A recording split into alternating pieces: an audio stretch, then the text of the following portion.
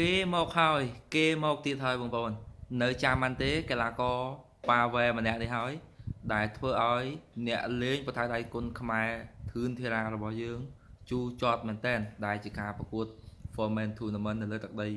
ខេត្តតាកែវហើយក៏ជាកីឡាករមួយរូបដែលធ្លាប់ទម្លាក់កីឡាករធឿនធីរ៉ានៅក្នុងការប្រកួត 8Man Tournament ផងដែរបាទស្វាគមន៍ប្រិយមិត្តទាំងអស់គ្នាវិលមកកាន់នីតិព័រមានកីឡាជាតិនិងអន្តរជាតិថ្មីសម្រាប់ប្រិយមិត្តពុកម៉ែបងប្អូនដែលចូលមកស្ដាប់ក៏ដូចជាទស្សនាថ្មីកុំភ្លេចជួយ like share follow page និងជួយ subscribe ក្នុង channel YouTube admin ម្នាក់មួយផងបាទអញ្ចឹងតាក់ទងជាមួយនឹងកីឡាករ Pavel ប្រហែលជាខ្ទង់2ថ្ងៃហើយដែល Pavel គេបានធ្វើការបង្ហោះនៅលើបណ្ដាញសង្គម Facebook របស់គេដោយគេបានសរសេរតាក់ទងទៅនឹងការ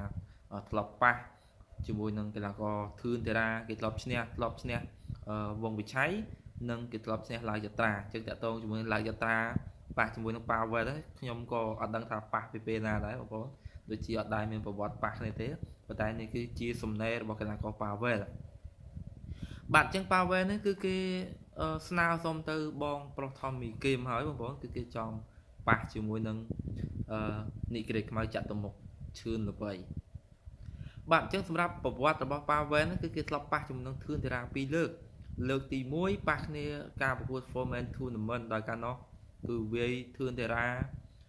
បែកផងរាប់ផងបងប្អូនប៉ុន្តែអ្វីដែលយើងកត់សម្គាល់នោះទឹកប្រហើយគឺទឹក3ធឿនតារាតាមផ្ដាច់កីឡាករ Pavel នេះឲ្យបោះបង់ការប្រកួតអញ្ចឹងការនោះបើសិនជាធឿនតារាផ្ដាច់អត់បានទេភាគរយធឿនតារាអាចនឹងចាញ់ Pavel ប៉ុន្តែងាកមកការប៉ះគ្នាលើកទី2គឺនៅក្នុងជំនួប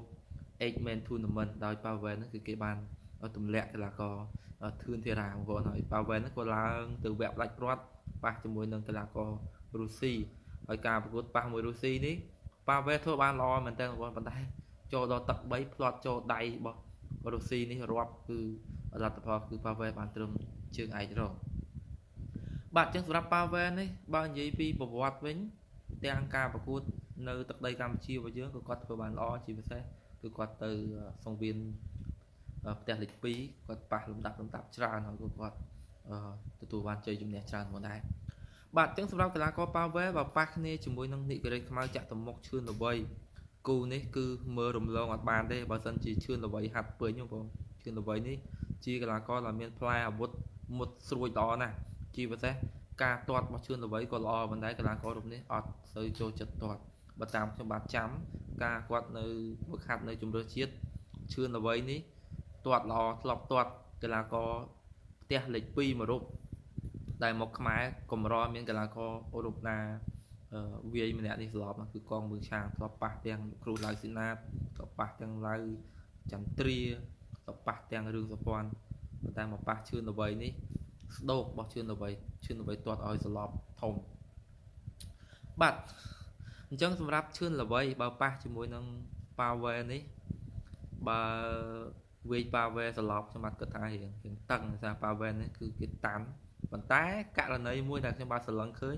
អាចវាយ Pavel បែកអញ្ញាកដាប្រជុំគឺអាចសម្រាប់គូនេះបើសិនជា